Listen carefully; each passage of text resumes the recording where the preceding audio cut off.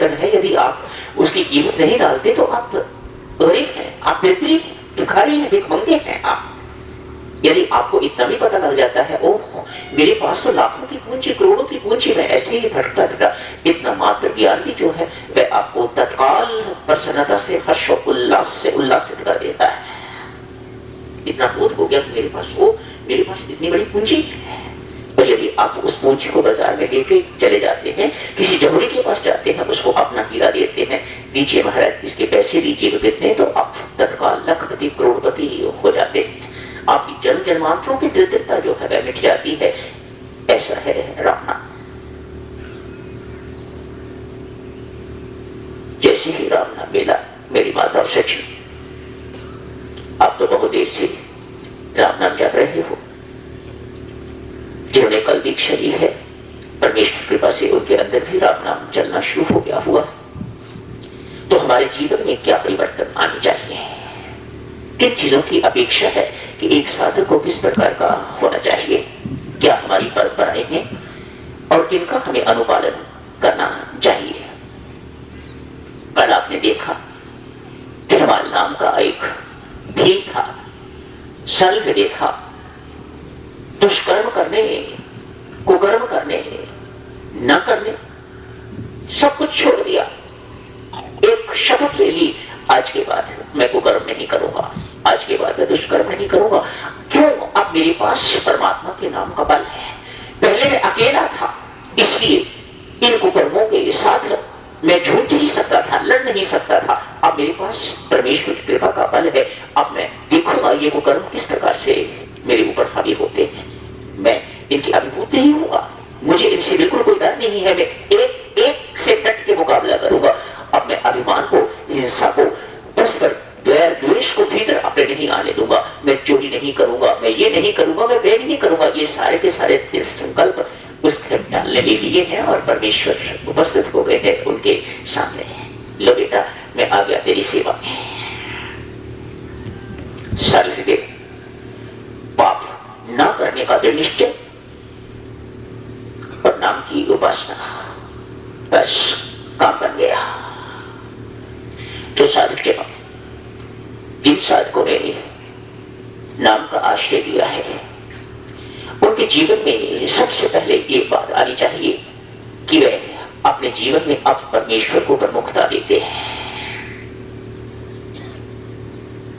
स्वार्थ का कोई स्थान नहीं, अपनों का कोई स्थान नहीं। सबसे प्रमुख कौन है? परमात्मा।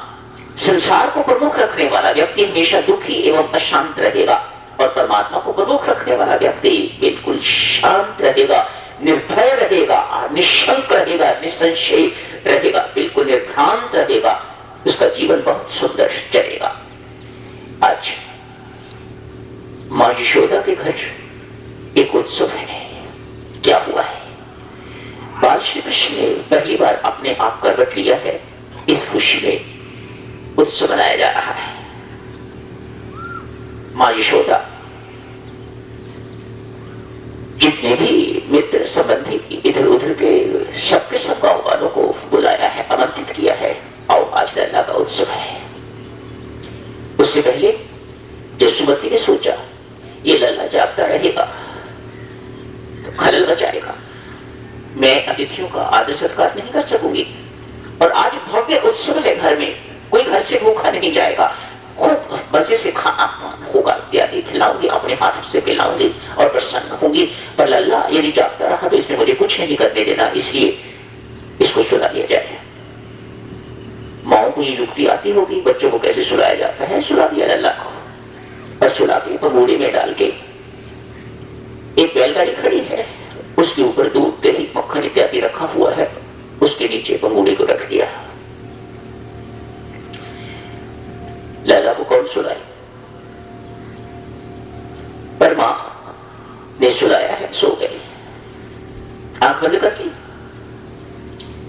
आज्ञाकारी बालक आंख बंद किए हुए हैं।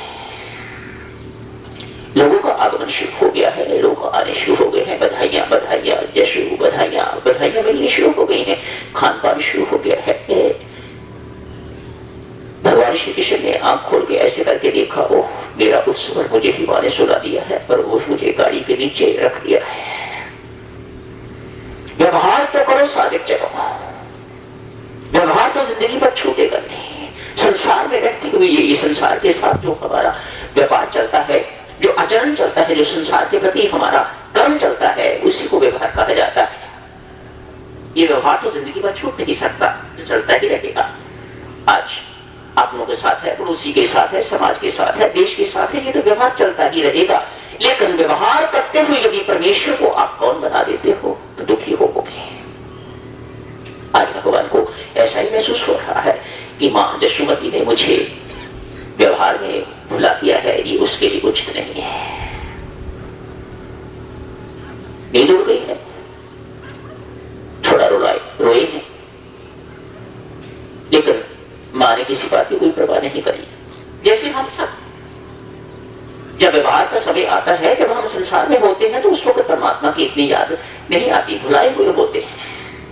नहीं तो आदमी कड़वा शब्द क्यों बोले, नहीं तो आदमी अभिमानी शब्द क्यों बोले, नहीं तो आदमी अपनी बहू पर, अपनी सास पर, अपने पुत्र पर, अपनी पत्नी पर क्यों बरसे। उस वक्त परमात्मा जो है वह खुदा हुआ होता है। उस वक्त व्यक्ति प्रेम का मार्ग भूला हुआ होता है, भीतर बसा हुआ प्रेम उस वक्त विस्मृत होता है, तभी तो ये सब कुछ होता है। नहीं तो आदमी आंखें लाल क्यों करे। किसके ऊपर बस रहे हो, किसके ऊपर द्वेष, किसके साथ द्वेष कर रहे हो आप। कड़वा शब्द, कटु शब्द, कठोर शब्द आदमी बोलते हुए अनेक बार सोचेगा, यदि उसने परमात्मा को आगे रखा हुआ है, परमात्मा को प्रमुख रखा हुआ है। उधर अभी कुछ दिन पहले भगवान ने पूतना को मारा है। दूध पिलाने आई थी, जहर लगा के अपने स्तन के ऊपर भगवान ने मार दिया उसे। दूध तो पिया, पर दूध पीते पीते ही मार दिया, खत्म कर दिया उसे, अपना धाम दे दिया उसे। परमात्मा का मारना मारो, अपना धाम दे देना। परमात्मा की करना देखो, परमात्मा में मारना है ही नहीं। परमात्मा एक ही चीज जानता है और वो है तारना। परमात्मा मारता नहीं है, मारते तो लोग हैं, मारते तो अपने कर्म है। परमात्मा तो उतारता है। उस पूतना का दूध पिया है, जहर पिलाने के लिए, भगवान को मारने के लिए आई है, लेकिन उसे भी परमात्मा ने अपना धाम प्रदान कर दिया। बदला लेने के लिए आज उसका भाई शक्तासुर आ गया है। परमेश्वर की कथनी देखिए, सब कराने वाला तो नीचे पल्ले में बैठा हुआ है। शक्तासुर आके तो उसी गाड़ी के ऊपर बैठ गया है जहां दूध, दही, मक्खन इत्यादि सब कुछ रखा हुआ है, खाद्य सामग्री सारी की सारी रखी हुई है। और भगवान अंधे की नहीं है, उन्हें तत्काल पता है ऊपर आके कौन बैठा है। इसलिए उधर मां के व्यवहार से रुष्ट है, इधर शक्तासुर ऊपर आके बैठ गया है। जिसको ऊपर बैठना चाहिए वह नीचे है, और जिसको नीचे होना चाहिए वह ऊपर आके बैठ गया है। इसलिए लल्ला ने तत्काल जोर से नीचे से टांग मारी, गाड़ी को उल्टा कर दिया। कुछ दिनों का बालक, लक्ष्मी कहते हो, माया कहते हो, व्यक्ति जाती है, वहां से नुकसान होने शुरू हो जाते, असफलता होनी शुरू हो जाती है, घाटे पड़ने शुरू हो जाते हैं, इत्यादि इत्यादि। ये सब कुछ होता है। क्यों? जहां लक्ष्मी जाती है वहां अलक्ष्मी तत्काल आ जाती है। हरी भरे पेड़ सूखने लग जाते हैं, पत्ते झड़ने लग जाते हैं। ये सब अलक्ष्मी के चिन्ह है। ये सब कुछ होता है। क्यों?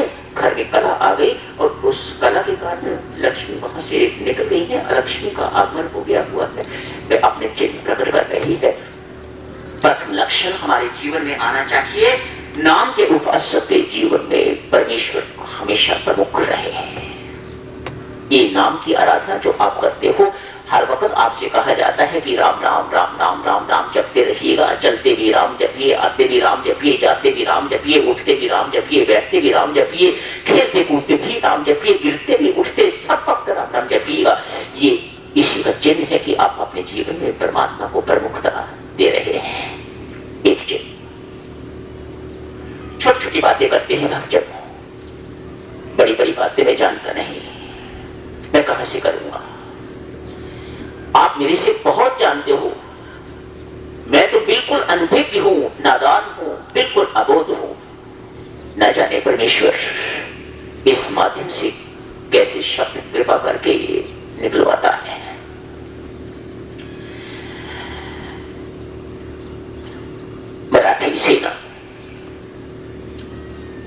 विजय प्राप्त करती जा रही है। विजय का अपना नशा होता है। सफलता मिली, विजय प्राप्त हुई, पति बड़ा बन गया है, पत्नी को इस बात का अभिमान ना आए। तुलसीदास जी इन बातों को बड़ा अटपटा मानते हैं। जिसको सफलता मिल रही है, जिसको बराबर जिसका यशमान प्रशंसा इत्यादि हो रहा है, उसको तो नशा चढ़ता ही चढ़ता है, लेकिन पत्नी को भी नशा चढ़ता है। एक ऐसा अद्भुत सा नशा है। मेरे पति को इतना सम्मान इतना बड़ा हो रहा है, उसको भी नशा चढ़ता है, इसलिए वह अपने नशे में घूमती फिरती है, कोई परवाह नहीं करती किसी की। उसकी चाल ढाल भी बड़ी अलग हो जाती है। आप अपने भीतर देखना पता लग जाता है कि ये व्यक्ति जो है ये किस नशे में घूम रहा है। नशीला है तो लड़खड़ाएगा, नशीला है तो वह गिरेगा भी, और ऐसा होता है। नशे में ही आदमी गिरता है।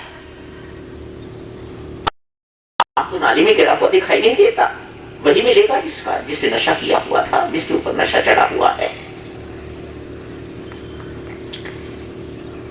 शिवाजी की सेना जीतती जा रही है। जीत के नशे में एक गांव से दूसरे गांव, दूसरे से तीसरे गांव चलते जा रहे हैं।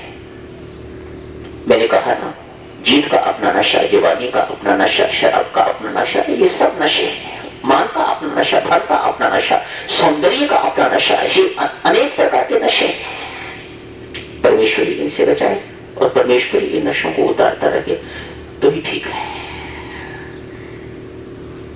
हरे भरे खेत दिखाई देते हैं, उनको भी जला रहे हैं। ये नशे की चिन्ह। बेटा, हरे भरे खेत, लहलहाती खेती है, लेकिन नशे के। शिवाजी की सेना उन्हें भी जलाती जा रही है। भूख तो लगेगी, कितनी देर तक जो कुछ है अपने पास उस पर निर्वाह होगा। कुछ दिनों के बाद भूख लगनी शुरू हुई, अपने पास कुछ नहीं रहा और खेत सारे के सारे जला दिए हुए हैं। खाने कहां से? परमेश्वर से खाता है ना।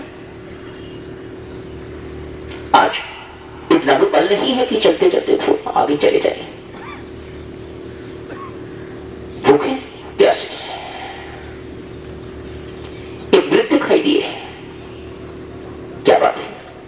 वो थके थके लग रहे हो। बाबा, भूख लगी है, खाने के लिए कुछ नहीं। सारे के सारे सैनिकों ने एक मुंह होकर जवाब दिया। बुजुर्ग ने कहा, बेटा, खेत जलाने से पहले सोचना था कि भूख लगेगी। खेती सारे के सारे आपने जला के राख कर दी है। हम अन्न कहां से दे आपको? हम फल फूल सब्जी इत्यादि जो भूख मिटाने वाली चीजें हैं, वे हम आपको कहां से दे? जलाते वक्त तो आपने ये सोचा नहीं। कोई बात नहीं बाबा, ये खेत एक सामने में दिखाई दे रहा है, इस खेत में जो कुछ भी है उसी से हम पेट भरते हैं ना बेटा। इस खेत से कुछ नहीं लेना, मेरे साथ आ गया। आगे एक दूसरा खेत है, तो पहले खेत से बड़ा है। लो बेटा, सारे के सारे सैनिक, सारे के सारे मेरे बच्चे इस खेत में घुस जाओ, जितना कुछ खाना चाहते हो खा लो। जो कुछ भी इसमें है, फल है वह खाओ, सब्जी है वह खाओ, जो कुछ भी खाने वाला आपको दिखाई देता है, कच्चा गुना हो, जैसे भी आप खाना चाहते हो खाओ। सैनिक बहुत प्रसन्न है और पूछते हैं, बाबा एक बात बताओ, तो पहले वाले खेत में और इस वाले खेत में क्या अंतर है? उसमें हमें घुसने से तूने रोक दिया और यहाँ कह रहे हो कि खाओ, जितना मर्जी खाना चाहते हो खाओ, खूब खाओ, डट के खाओ, बेशक सारे का सारा खेत खा जाओ। क्या बात है? बुजुर्ग कहते हैं, बेटा जो पिछला खेत था वह किसी गरीब का खेत था, ये मेरा है, खाओ। सत्य जब व्यक्ति को अपनी चिंता न रहे, अपने दुख की परवाह, अपनी किसी चीज की भी परवाह ना है और दूसरों की चिंता आपको लग जाए, इनको सुख जो है वह किस प्रकार से लेना चाहिए, किसी गरीब के साथ कोई दुर्घटना ना घटे, किसी गरीब का अहित ना हो। जब ऐसी आपके दिमाग में चीजें आने लग जाएं तो यूं समझिएगा अब आपको मेरे राम ने रंगना शुरू कर दिया है। यही से अध्यात्म का शुभ आरंभ होता है। व्यक्ति अपना ही सोचता रहे, उस पर राम रंग ना ही चढ़ा हुआ है, ना ही रंग चढ़ सकता है। ये चीज हमारे दिमाग में आनी चाहिए। दूसरों को किस प्रकार से सुख दिया जा सकता है? दुख तो बंटाने की चीज है, दूसरों का दुख तो बटाना चाहिए, लेकिन सुख बांटने की चीज है, सुख बांटना चाहिए। जब ये बात जीवन में आ जाए तो समझिएगा कि राम रंग जो है चढ़ना शुरू हो गया है। यही है राम रस बरसने के चिन्ह अपने जीवन में जारी रखेंगे भक्तजनों। इसी चर्चा को रात को अब यही समाप्त करने की इजाजत दीजिएगा। पुनः आपको याद दिलाऊं, राम नाम आपके भीतर बसा हुआ है, वही परमेश्वर विराजमान है। शास्त्र ऐसा कहता है, जहां नाम है वही नाम है। इसलिए आप किसी भी ढंग से सब सुखदाता यदि भीतर है, आनंद देने वाला यदि भीतर है, सर्व संकटहारी यदि भीतर है, तो फिर दुख किस बात का, फिर अभाव किस बात का, फिर कमी हमारे जीवन में किस प्रकार की कमी यदि है तो अपने स्वभाव के कारण, कमी यदि है तो अपनी गलतियों के कारण, उनमें अभी परिवर्तन नहीं आया और वही बड़ा भारी विरोध कर रहे हैं कि परमेश्वर सब सुखदाता होते हुए भी हमें दुख का बोध हो रहा है। अपने स्वभाव के कारण, अपनी दुर्बुद्धि के कारण, अपनी मति के कारण अभी उसमें परमात्मा का वास नहीं हुआ। अभी ये विश्वास नहीं हुआ कि सब सुखदाता, सब आनंद देने वाला परमात्मा जो है वह मेरे भीतर विराजमान है। यूं कहिएगा, अभी आपने नाम जाप कर करके तो उस देवादिदेव को भीतर से प्रकट नहीं किया। अभी आपने इस अनमोल हीरे को किसी चोरी के पास ले जाकर तो कैश नहीं करवाया। लीजिए महाराज, इसका हमें कैश दीजिएगा, और तत्काल अभी माला माल आप नहीं हुए। जारी रखेंगे भक्तजन इस चर्चा को रात को। अभी यही समाप्त करने की इजाजत दें। धन्यवाद।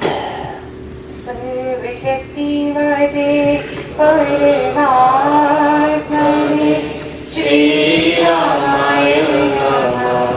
सर्वशक्तिमते परमात्मने श्री रामाय नमः।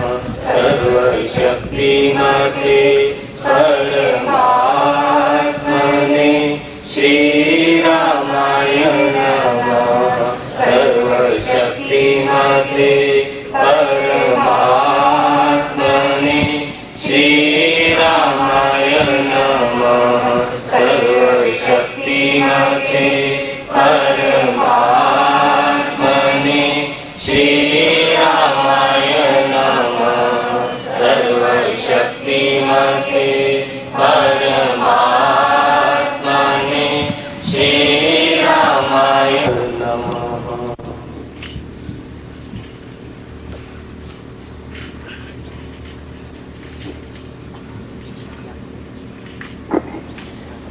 अभी महाराज श्री यहीं पे विराजेंगे।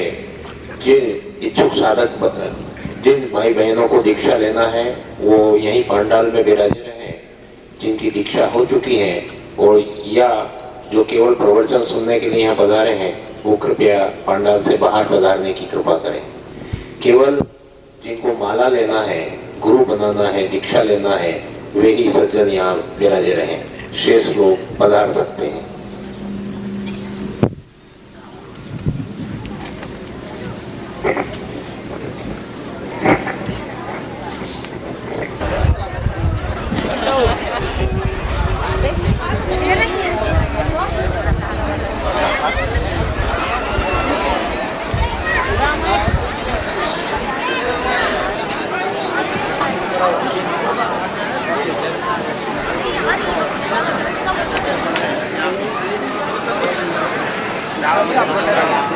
मंगल हमारा भी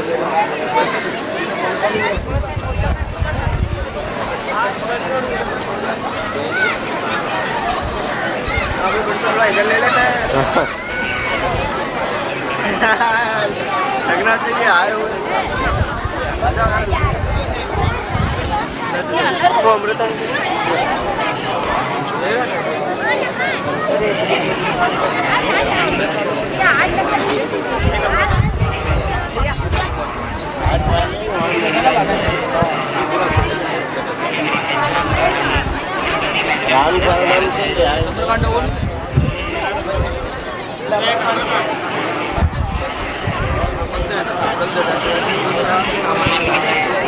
डोले आने का आज तो शायद ही खुले आएंगे बोले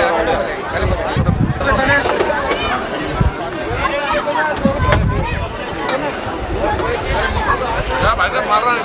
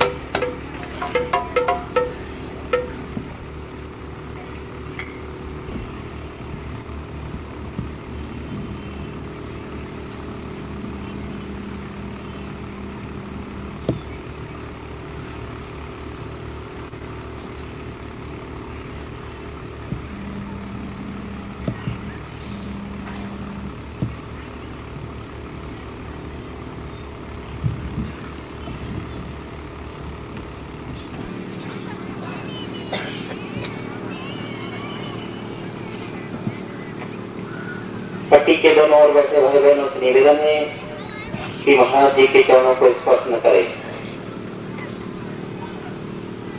जिन साधक भाई बहनों को नाम दीक्षा ग्रहण करना है, इस सत्संग की बैठक के बाद यही उपस्थित रहेंगे, बाकी अन्य लोग अपने घरों को प्रस्थान कर जाएंगे। यह महाराज जी के सानिध्य में अंतिम बैठक है। इस बैठक के पश्चात आप जो श्रद्धालु भाई बहन दीक्षा लेना चाहते हैं वे यहीं बैठेंगे और अन्य लोग अपने घरों को प्रस्थान करेंगे।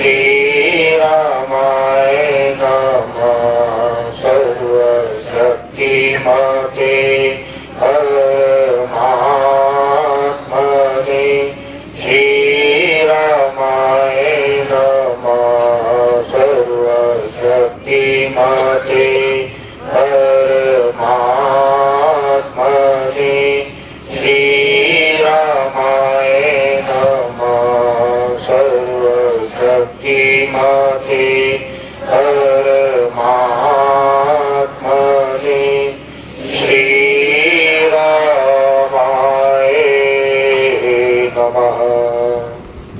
नाम सुमाला फिर गुरु जी की करिए वंदना भाव से बारंबार नाम सुनो का से किया जिसने भव से पार जिसने भव से पार रसना का फल पाया मैंने रसना का फल पाया अब मैंने रसना का फल पाया मैंने रसना का फल पाया भाव चाव से राम राम जप भाव चाव से राम राम जप अपना आप जगाया मैंने रसना का फल पाया अब मैंने रसना का फल पाया मैंने रसना का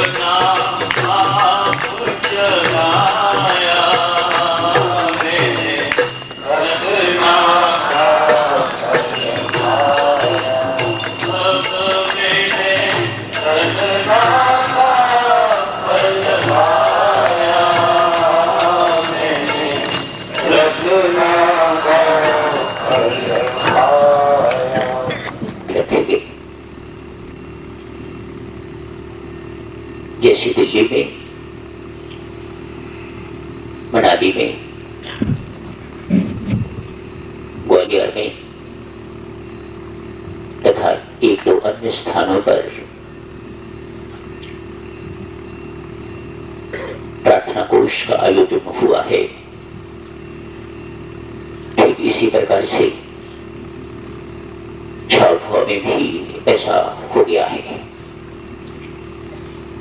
स्वामी जी महाराज स्वयं सामूहिक प्रार्थना करने के लिए, व्यक्तिगत प्रार्थना करने के लिए, हमारे रोग, हमारे अभाव, हमारी त्रुटियां इत्यादि दोष दूर करने के लिए प्रार्थना करने वालों को चुना करते हैं। वही परंपरा अभी भी चल रही है। कुछ सदस्य चुने जाते हैं, उन्हें प्रार्थना करने के लिए प्रार्थना की जाती है। इस रविवार से श्री राम शरणम जो झाबुआ में है, वहां एक बॉक्स रख दिया जाएगा, दीवार के साथ लटका दिया जाएगा, जैसे लेटर बॉक्स होता है, उस पर सदा ताला लगा रहेगा। जिस व्यक्ति की ड्यूटी लगाई जाएगी केवल वही उसे खोल सकेंगे। आप अपने लिए प्रार्थना करवाना चाहते हैं, आपको व्यापार में घाटा पड़ा है, आपकी संतान नहीं है, कोई रोगग्रस्त है, परमेश्वर से आप पास होने के लिए, परीक्षा के लिए, सफलता के लिए आशीर्वाद लेना चाहते हैं, उसके लिए आप चाहते हैं कि आपकी प्रार्थना राम दरबार में रखी जाए। ये सब कुछ लिख के एक छोटे से कागज पर तो उस बॉक्स में डाल दिया करिएगा, इतवार के इतवार। और दिन भी डाल सकते हैं, ऐसी कोई बात नहीं। अचानक घर में कोई ऐसी घटना घट गई है, पिता माता कोई अचानक अस्पताल में चले गए हैं, एक्सीडेंट हो गया है, उसके लिए आप चाहते हैं कि तत्काल उनके लिए प्रार्थना होनी चाहिए, तो आप किसी दिन भी जाके अपनी पर्ची उसमें डाल सकते हैं। एक बात का ध्यान रखिएगा, यदि अपने लिए प्रार्थना करवाना चाहते हैं तो सिर्फ अपना नाम लिखिएगा, अपना पता नहीं लिखना। यदि किसी दूसरे के लिए प्रार्थना करवाना चाहते हैं, मेरा पुत्र नालायक है, पढ़ाई नहीं करता, तो उस पुत्र का नाम लिखिएगा, तब भी एड्रेस देने की आवश्यकता नहीं। ये पर्ची आपकी गुप्त रखी जाएगी। ये प्रार्थना करने वाले आश्वासन देते हैं, किसी को पता नहीं लगेगा किसके घर में क्या समस्या है और किसका वे समाधान करवाना चाहते हैं। यदि वे, या उदाहरण क्या, मेरी ही ओर देखिएगा, एक घर से पति की चिट्ठी भी आती है और पत्नी की चिट्ठी भी आती है, और उसमें लिखा हुआ होता है कि मेरी बात का पता पति को ना लगे, और पति लिखते हैं कि मेरी किसी भी बात का पता पत्नी को ना लगे। यदि कभी मेरे से इस प्रकार की भूल हो जाए तो कौन विश्वास करेगा मेरे ऊपर? आपके परिवार ने विश्वास करके तो मुझे ये समस्या लिखी है, यदि मैं उस समस्या की चर्चा एक दूसरे के साथ करना शुरू कर दूं तो मानो हम विश्वास के पात्र नहीं रहेंगे, कोई हमारे साथ ये बात नहीं करेगा। सो आपकी जो भी कोई समस्या होगी, जैसी भी समस्या होगी, उसको बिल्कुल गुप्त रखा जाएगा। संभव है कि आपको पता भी ना लगे कि ऐसा होना ही चाहिए कि प्रार्थना करने वाले व्यक्ति कौन है। आपका काम मात्र इतना ही है, पर्ची जो है वह उस बॉक्स में डाल दीजिएगा। ये तो हुई एक सूचना, इसी रविवार से शुरू हो जाएगी। बॉक्स इसी रविवार को कृपया लगवा दीजिएगा। कुछ धार्मिक समागम हो रहा है, जिसके कारण मुझे कल जो सुबह जाना था, सुबह ना जाके आज मध्य रात्रि के बाद किसी वक्त मुझे जाना होगा। कल की सभा में मैं नहीं जा सकूंगा, इसके लिए आप सबसे हाथ जोड़ के क्षमा याचना करता हूं और अभी आपसे विदा ले लूंगा। बहरहाल मैं शिवम शरणम तो हो आया हूं, अभी मत्था टेक आया था, परिवार के सभी सदस्यों को मिलाया था, फिर भी सुबह वहां ना जा सकूंगा, इसलिए अब सबसे क्षमा मांगता हूं। साधुजनों, हमेशा की तरह इस बार भी हार्दिक प्रसन्नता हुई है यहां आके। आप यदि ऐसा सोचते हैं कि हम साल भर प्रतीक्षा करते हैं, तो मैं भी साल भर प्रतीक्षा करता हूं यहां आने के लिए। बहुत अच्छा लगता है आप सबके दर्शन करके। यहाँ के प्रबंधकों का, कार्यकर्ताओं का भाव चाव, उनका कार्य करने की जो प्रणाली है, जो शैली है, बहुत भिन्न है, अति प्रशंसनीय है। मैं झूठी प्रशंसा नहीं करता, न ही मुझे शोभा ही देती है कि मैं किसी की झूठी प्रशंसा करूं। जितना मैं कह रहा हूं उससे कहीं अधिक योग्यता है इनके अंदर। अतएव सभी कार्यकर्ताओं, कल की जो घोषणा थी यहाँ पर, अनाउंसमेंट थी, बहुत अच्छी लगी। सब यहाँ पर कार्य करता है, बहुत सुंदर, अति सुंदर, ऐसा ही होना चाहिए।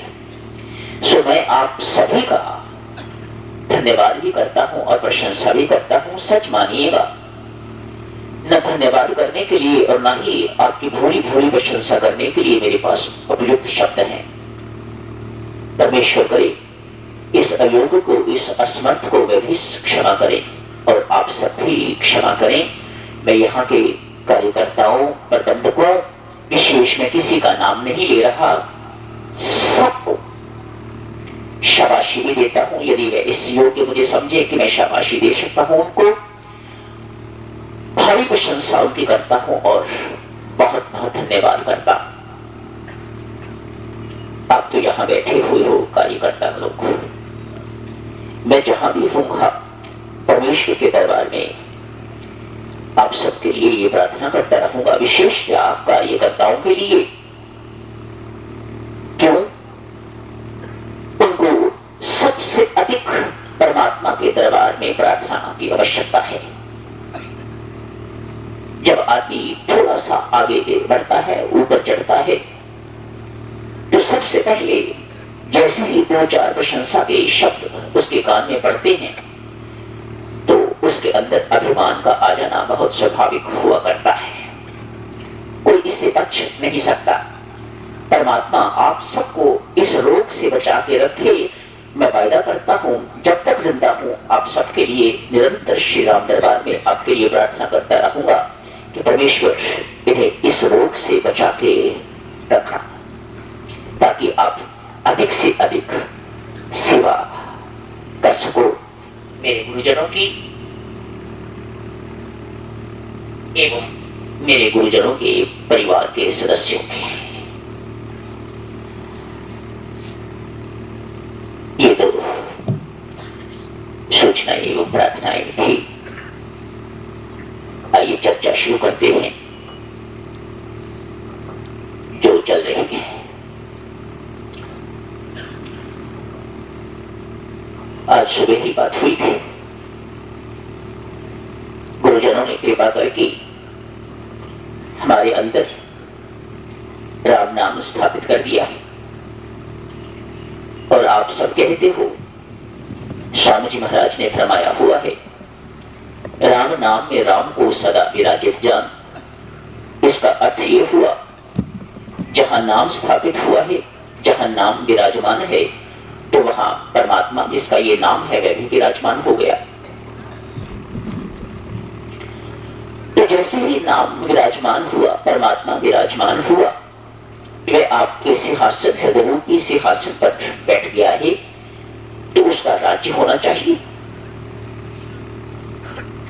उस राजाधिराज का, उस महाराजाधिराज का हमारे अंदर राज्य होना चाहिए। हमारे अंतःकरण के ऊपर राम राज्य की स्थापना होनी चाहिए। आप ये तो नहीं कह सकते कि हमारे गुरुजनों ने हमारे अंदर राम नाम को स्थापित नहीं किया है। मैं साक्षी हूं, मेरे सामने मेरे गुरुजन दीक्षा के वक्त आप सबके अंतःकरण में राम नाम स्थापित करते हैं। यदि राम नाम स्थापित हो गया है तो हमारे अंतःकरण के अंदर उस राम का राज जो है वह होना चाहिए। क्या विशेषताएं हैं उस राम राज की, इसी पर चर्चा चल रही है। वास्तव में ये राम राज्य क्या है उसी पर चर्चा चल रही है। जब आपको अपनी चिंता की बजाय दूसरे की चिंता होने लग जाए, जब आप दूसरों को सुखी देखना चाहते हैं, जब आप दूसरों के सुख का चिंतन करते हैं, वचन से उन्हें सुख पहुंचाते हैं, अपने हाथों से पांवों से उन्हें, अपने कर्मों से उन्हें सुख पहुंचाते हैं, तो ये राम राज्य के हित चिन्ह है। आपका जीवन सत्यनिष्ठ जीवन हो गया है, आपका जीवन ईमानदार हो गया हुआ है, आप पाप रहित जीवन व्यतीत करना चाह रहे हैं और कर रहे हैं, ये सब राम राज्य के हित चिन्ह है। राम राज्य में कोई गरीब नहीं था, सबके सब बड़े संपन्न थे। आप उस वक्त का राम राज्य पढ़े तो ऐसा लगता है कि ये कोई छोटा कोई बड़ा इस प्रकार का नहीं था, सब प्रसन्न थे, सब सुखी थे। ऐसी चीजें मिलती हैं। तो हमारे अंतःकरण में ये राम राज्य स्थापित होना चाहिए। हमारा अंतःकरण बिल्कुल इसी प्रकार का होना चाहिए जिस प्रकार का उस राम जी का राज्य था, वही राज्य जो है हमारे अंदर स्थापित होना चाहिए। देखो भक्तजनों, आज राजा दशरथ ने प्रभु राम के राज्य की घोषणा कर दी है। कल अभिषेक होगा। भगवान राम को पता है अभी राम राज्य नहीं स्थापित किया जा सकता, भले ही